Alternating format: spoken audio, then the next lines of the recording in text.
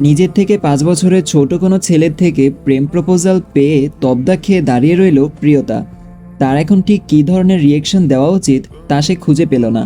তীক্ষ্ণ চোখে সে সামনে দাঁড়িয়ে থাকা ছেলেটিকে পর্যবেক্ষণ করল।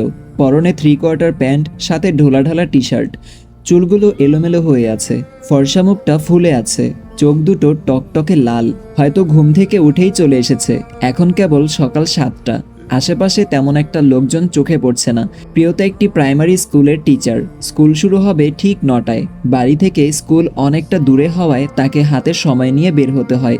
আপনার দেরি হচ্ছে। ছেলেটার কণ্ঠে প্রিয়তা নড়ে চড়ে উঠল। হাতঘড়িতে সময় দেখতেই তার চোখ কপালে। এই ছেলেটা অলরেডি আধ ঘন্টা সময় খেয়ে নিয়েছে। আর এক মুহূর্ত অপেক্ষা না করে প্রিয়তা সামনের দিকে পা বাড়ালো। উত্তরটা? প্রিয়তা পা জোড়া থেমে গেল। অতিরিক্ত রাগে তার মুখ লাল বর্ণ ধারণ করেছে। সে যেন এই মুহূর্তে ছেলেটিকে পিষে ফেলতে চাইছে। এমনভাবেই সে পেছনে ফিরে তাকালো। ছেলেটি নির্লিপ্তভাবে তার দিকে তাকিয়ে আছে, যা প্রিয়তাকে আরও রাগিয়ে দিল।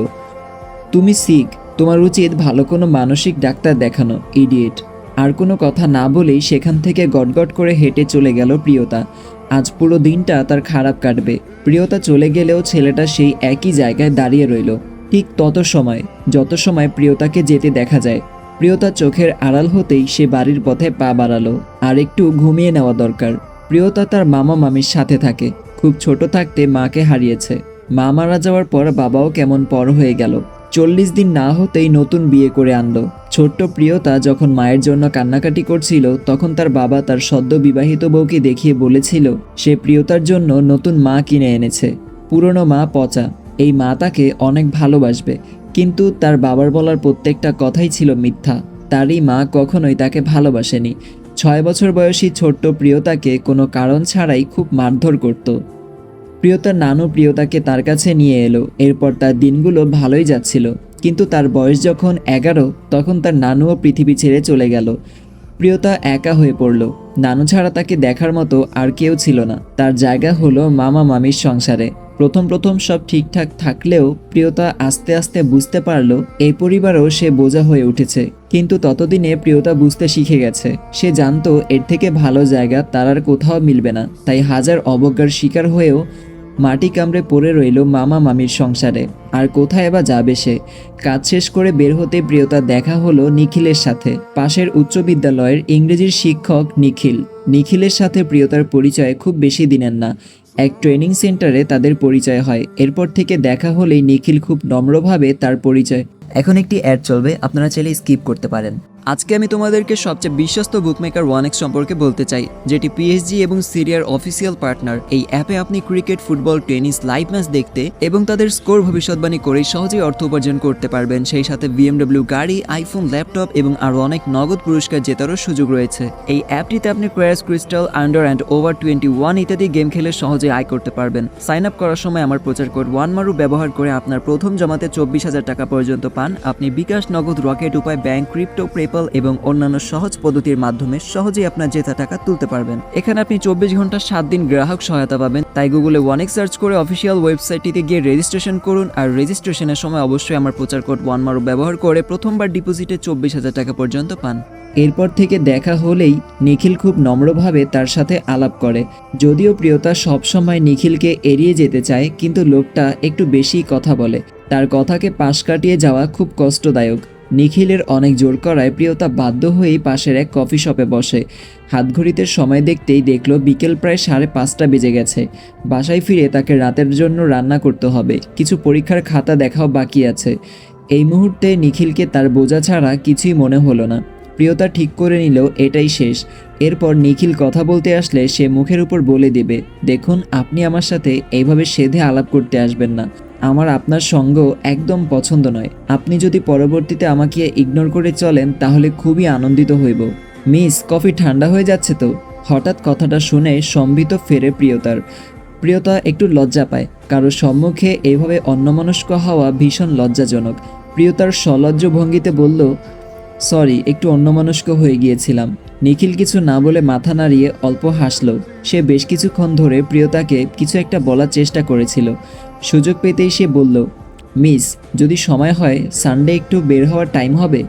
প্রিয়তা চোখ তুলে তাকাতেই নিখিল আমতা আমতা করে বলল, আসলে আমার বোন ফ্রান্স থেকে ফিরেছে, ওর জন্য একটু কেনাকাটা করার দরকার ছিল। মেয়েদের জিনিস কেনার অভ্যাস নেই আমার, তাই আর কি। আপনার আপত্তি থাকলে ইটস ওকে। প্রিয়তা চেয়েও না করতে পারল না। আমি পরে জানাবো। প্রিয়তার কথায় নিখিল দম ছেড়ে হাসল। এক মুহূর্তে সে ভেবেছিল প্রিয়তা হয়তো না করে দিবে। এই রমণীর মুখে না শোনাটা তার জন্য খুবই বেদনাদায়ক। প্রিয়তা যখন ফিরল তখন সন্ধ্যা 7টা। স্কুল শেষে টিউশন করিয়ে একবারে বাসায় আসে সে।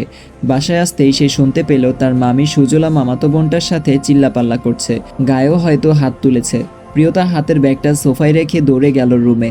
তুলি মেঝেতে বসে কাঁদছে, মামির হাতে লাঠি। প্রিয়তা দৌড়ে যেয়ে তুলিকে আগলে ধরল। কি হয়েছে মামি? অমনি সুজলা খেকিয়ে উঠল। কিছু হওয়ার বাদ আছে? কালে ধরেছে আমার সংসার। খাইয়ে দাইয়ে ঘরে কালসাপ পড়ছে কিনা, কাল আমার সব শেষ করে দিল। আমার ছেলে মেয়েগুলোর মাথাও খেয়েছে কালে। সুজলা প্রিয়তাকে উদ্দেশ্য করে আরও কিছু কথা বলতে বলতে রুম থেকে বের হয়ে গেল।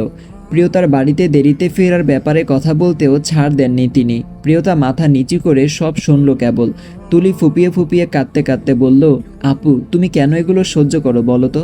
তুমি কি ফ্রি থাকো?